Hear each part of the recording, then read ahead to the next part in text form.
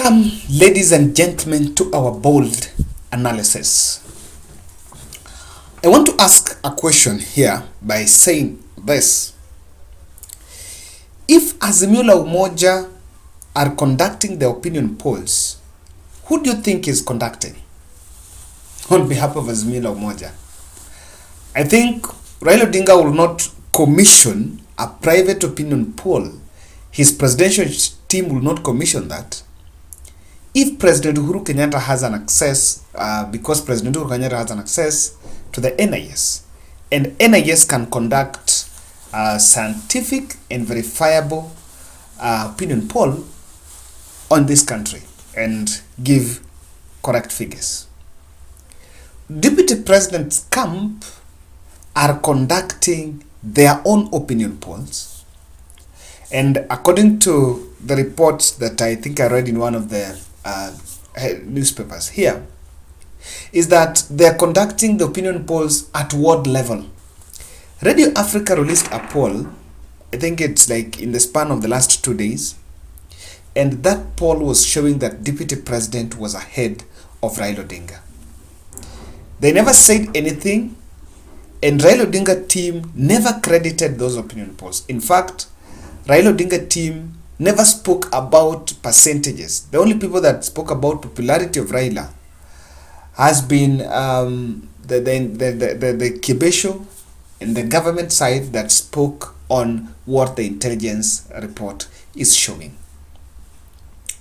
So after that, Ipsos released another one the following day, and that was showing that Raila Odinga was ahead of William Ruto. Now, don't underestimate these two, because the Star, the Radio Africa, which is now the Radio Africa, has been conducting tracking polls, because for them they've been conducting polls for the last 2 years. The others have just joined in recently. Of course, they're opinion bodies, but they have a lot of roles they're doing, so they only come in at the peak of the elections. So the tracking poll that was showing that Raila, William Ruto had had overtaken Raila Odinga. Then today, TIFA released another poll that was showing that Raila Odinga is at 42%, which is stagnant, but Deputy President is at 39% and has improved by 4% from the 35% of a previous poll.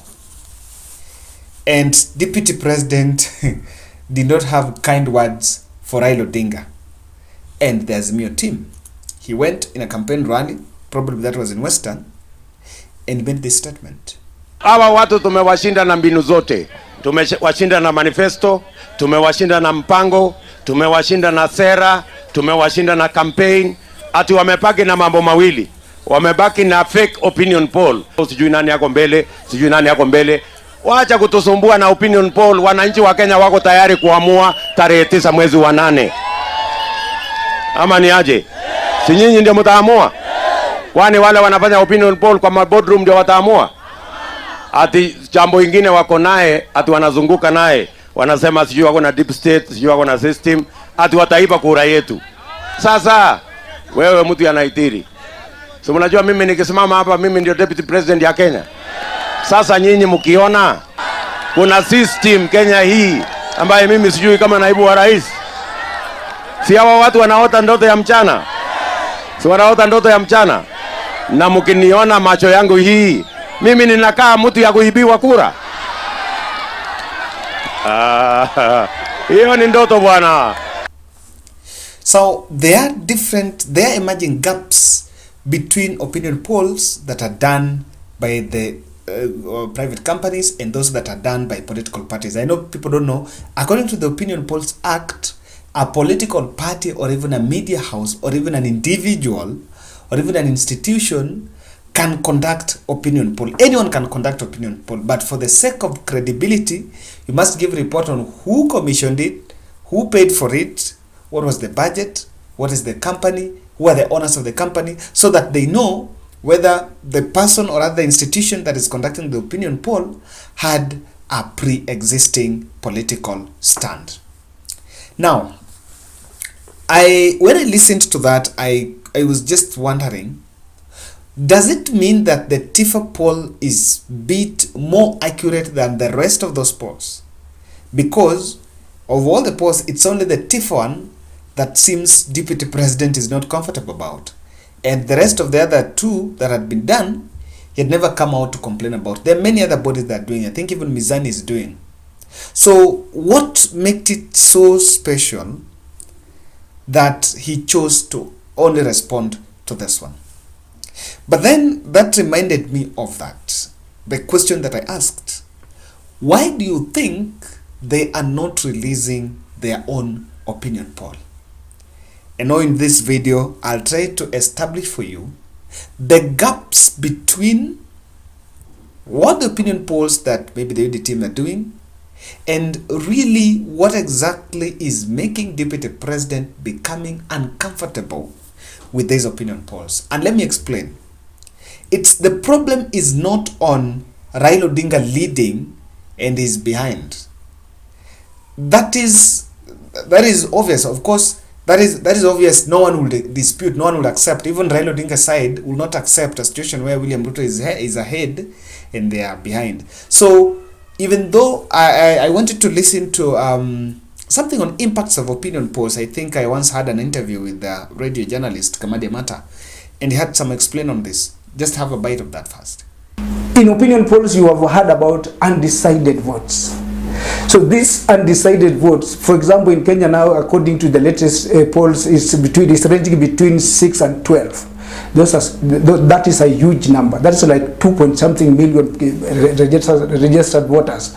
If all can decide based on opinion poll that we have seen candidate A is leading, so we are all going to give our candidate A our votes, and then we are saying, okay, they can also decide and saying we have seen candidate B, if you add him this, he'll overtake candidate A, so we should go to candidate B. There's also that's on the positive side. We have also heard of swing votes, that votes that can still be persuaded to follow a particular individual. So this opinion poll what conducted, and based on those number of now guys, that is the impact of opinion poll. I want to explain in details what is really the point, the bone of contention in these opinion polls. Before I do that, kindly subscribe to our channel, click the notification bell, and like our video. Through that, you are promoting this channel, and you can also tell us what you think that the opinion polls are showing. I also need to make you understand that according to the Opinion Polls Act, according to Elections Act, the opinion polls are the ones that are producing are bit of the second last. The very last opinion poll you're supposed to do 14 days to the general election. So today we are in date 10, 11. It means if they give weekly, then they have like 2 weeks. They will give perhaps on 18th. Then the last one might be on 25th or 26th. Then after that, there will be no opinion poll. That is according to the Elections Act. So that it's only the politicians that are going now to do the messaging.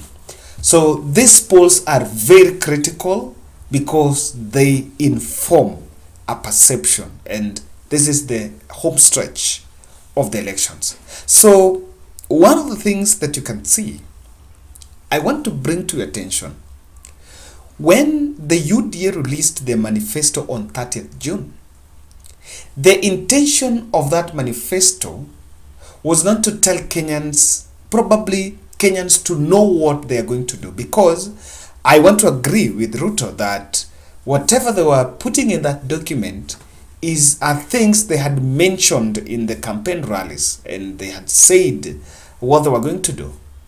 Even if you read the document, the 65 chapters, you'll realize that some words are in that document that you could hear in the campaign rallies, where words like, let's have a honest conversation. Such a tone was there. So the intention of that document was to create a comparison between what Azimio have produced and what they are producing, so that Kenyans would be put to judgment, or rather create a perception of Kenyans now judging between these two, which one is the best. Now, on that level, there is a chunk of people, of Kenyan voters, that are convinced by what is in the papers or what they have seen. But if you're keen, that opportunity was not provided.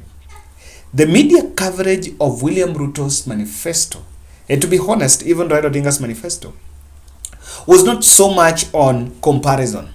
Of course, Raila produced first, so there was no document to compare. But Ruto would want that immediately that document will be out, the media will have a headline of Azimio and Kenya Kwanza manifesto so that Kenyans compare. This I'm saying, and I'm just drawing this point from their campaign rallies. What has always been told to Kenyans is that what we already have a plan, tuko na mpango na tunakuna kila kitu. In fact, the hashtag of the manifesto was the plan. So that was needed, but there was what is seen as a black screening of their manifesto. The media black screened their manifesto. And there are two headlines that were done. Number one is, remember the next day, I think after 2 days after that manifesto, the next headline by Nation was Ruto wants to probe President Uhuru Kenyatta, or rather Ruto will revert. Remember there was a section under I think it was under governance where he was saying that will form a quasi-judicial team to interrogate some of the policies and review some of the policies that President had done. Now, that is what was captured. But that is not what Ruto team wanted. They wanted Kenyans to compare the two so that they will make judgment based on it. That opportunity was not given. And that's why they are not very comfortable with those polls. Now, their polls is covering what Kenyans are thinking about that manifesto. And probably that is why, in the campaign rally, 7 days after release of that manifesto, William Ruto is not talking about whatever is in that manifesto. Let's just be honest. Listen to those rallies and challenge me. Now, these polls have an element of push poll to the fringe candidates. Push poll is a poll that is just done to push a candidate, from the word push. I am one person that I appreciate Wajakoya and Mwaure, but I think them being latecomers in this race, probably some of them are just Trojan horses to the big boys. And Ruto is not comfortable by someone saying that, candidate X, who's a fringe candidate, has a percentage, and there have been this narrative of these candidates becoming popular. He's so much uncomfortable with the fringe candidates. Look at the contentious undecided voters. Let me tell you, on the election day, there is no undecided voter. And I don't know why people are really getting worried. On the election day, there is only a spoiled vote, but someone will vote for a candidate. Will decide to spoil a vote, and spoiled votes is not undecided. No one goes to the polling station to spoil. Honestly, that is not what people do. So the contentious undecided voters is irritating Ruto because, according to him, they have everything Kenyans to decide.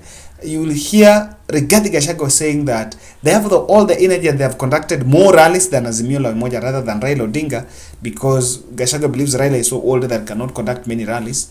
They have done everything. They have given Kenya the best plan. They have the best of everything. So the issue of undecided voters to him is a big challenge, because on the election day, if it's showing Raila 41 and Ruto 39, then the election day Raila wins, it means Raila have gotten advantage of the undecided voters. And the fact that the opinion polls are putting the undecided voters in a corner, it seems they are not moving, is something that not sit comfortable.